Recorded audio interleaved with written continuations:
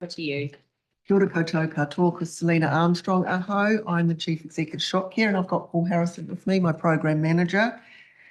We fully support smarter, pragmatic and more proportionate regulation. I want to start by saying that. But this bill, as it currently stands, creates significant risks that in our view have not been adequately assessed. We support the development of more ACOPs. The issue that we have, though, is what happens when their legal status changes from evidence of good practice to deemed compliance. This elevates administrative instruments to the legal effect of regulation without any parliamentary scrutiny. And we can't find evidence that ACOPs replacing regulations is effective. As far as we're aware, this is not done in any comparable jurisdiction internationally, and our experience tells us to follow the evidence of good practice always. We believe the smartest, most effective way to support all businesses is by following the guidance of the independent task force established after Pike River to complete the regulations in full, like Australia and the UK have done. Their health and safety record surpasses ours, and unsurprisingly, this is an area where they have undertaken the work that we have not. By doing this, we can give every business the level of detail that's required to follow minimum standards, and ACOPs are then developed alongside the regulations to provide best practice guidance for individual sectors and hazards. The bill also introduces a two-tier system where small PCBUs with fewer than 20 workers manage only critical risks. This distinction requires PCBUs to make judgment calls about whether or not hazards are likely to result in death or a notifiable injury, precisely the kind of assessment that small businesses find most difficult. To demonstrate the complexity of this, the regulatory impact statement submitted by MB incorrectly states that armed robbery is not a critical risk in retail. The entire retail industry accepts that violent and aggressive behaviour is a critical risk, and retailers large and small see this as a high priority harm, requiring effective controls to manage, which is why the Crime Amendment Bill is currently under consideration. If government can't get this right, what hope do small businesses have to identify their critical risks correctly? No one would argue against the principle that businesses should prioritise their most serious risks, but by requiring small businesses to only focus on critical risks, we're not addressing the majority of harm that workers are facing every day, because that harm actually sits below the critical risk threshold. In manufacturing, musculoskeletal claims account for just over half of ACC's active claims, and the pattern is similar across retail and warehousing. Another key concern we have is how the bill reorganises WorkSafe statutory functions to prioritise guidance and education over enforcement. International evidence consistently shows that regulatory deterrence is an essential complement to education and not an alternative. The Pike River Royal Commission identified the decline of effective enforcement as a root cause of the regulatory failure that contributed to 29 deaths. Unfortunately, this pattern is familiar in New Zealand's history. We have a tragedy, inquiry, recommendations, reform, followed by gradual erosion. We urge the committee not to allow this bill to become another chapter in that cycle and remove the statutory hierarchy. List all of WorkSafe's functions as equal. If the hierarchy proceeds, ensure that enforcement is co-equal with education. The new Section 35 compliance with other laws shifts from discretionary to deemed compliance, and this assumes that other regulatory regimes provide equivalent health and safety protections for workers. Simply put, they don't.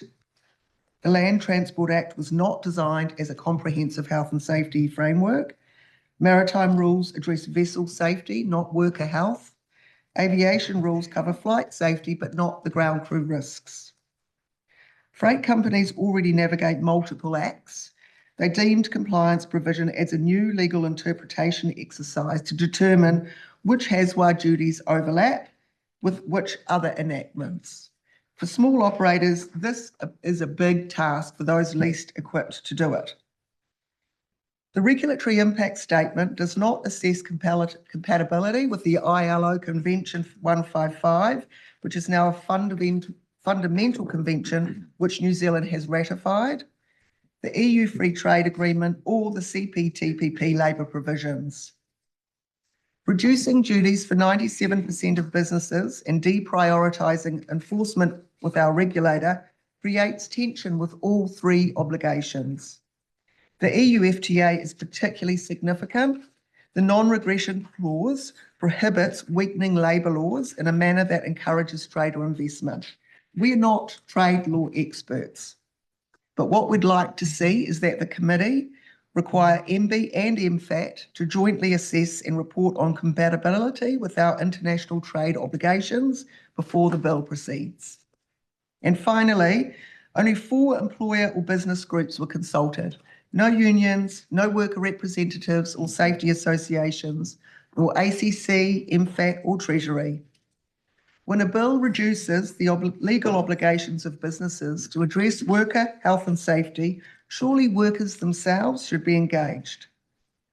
The independent task force recommended that tripartite consultation occur at every level. This hasn't happened, and given the gravity of the impact to workers, this is a concerning omission. The consequences of reduced duties to keep workers safe have life-altering outcomes. It's not a matter of if, but when we will see an increase in harm for our workers if this bill proceeds. For business, this results in a loss of productivity, increased costs with workers off for extended periods of time, increased ACC levies, because ACC must spread the cost of harm across the system as it's already hemorrhaging costs. This is all without considering the impact of whānau, communities, and our ability as a nation to grow productivity and position ourselves alongside our peers in terms of harm reduction for workers. Kiwis deserve health and safety laws that keep them safe from harm, and unfortunately these amendments do not achieve that. Kia ora. Thank you very much. We have a first question from Shannon Hubbard. Well done, thank you for that thorough submission. I guess at face value, the minister would say that this is trying to increase sort of business certainty. But in your submission, you've outlined a number of areas that probably make it more uncertain than certain. Additional expenses. You talked about a lack of evidence just then. Can you just dig a little bit deeper into why you think that is more uncertain than certain for businesses? Sure. Well, there is this, small businesses have to make decisions then that they don't currently do now. Everybody has an obligation to do all that's reasonably practicable to protect their workers in the workplace. Now we have to have businesses deciding what is critical, what is non-critical. If we're operating in a work environment where we have multiple organisations, so we've got small and large PCBUs, what do we actually do in that position? Do we follow the large PCBU, the small work PCBUs? Then actually they don't have to comply under this new amendment. And as well as that, I think small businesses will need to engage health and safety experts to understand what their obligations are, not just determine that let's look at all reasonable risks, right? And do whatever is reasonably practicable to address all the risks that are currently in existence. Just as a follow-up, so the minister said this morning that this brings a new set of guidelines that are aimed to support small businesses because currently they feel somewhat spooked by WorkSafe. What's your view on that, and how do guidelines, I guess, achieve better safety for workers in the workplace? Well, it's rare to hear that people are spooked by WorkSafe. We very rarely hear of inspectors on sites these days because the system has been gutted, right? So I just can't, I have no evidence to support that statement at all. Paul, would you add anything there? Yes, certainly. I mean, traditionally, historically, there's been other avenues to actually help small businesses with information rather than just guidelines. I previously worked in the Department of Labour in the Small Business Information Unit prior to Pike River, where the Department of Labour had an entire unit whose job it was to actually work with associations, media, anyone they could to actually get information to small business and then take feedback from small business and put it through into the agency and policy making. So there are other mechanisms as well that can be employed by the regulator to actually help give that information to small business.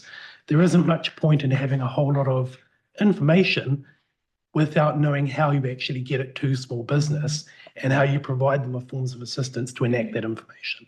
Thank you. That's all the time we have with you today. Do appreciate your participation in the process. Thank you. And we'll move on now to Stand with Pike.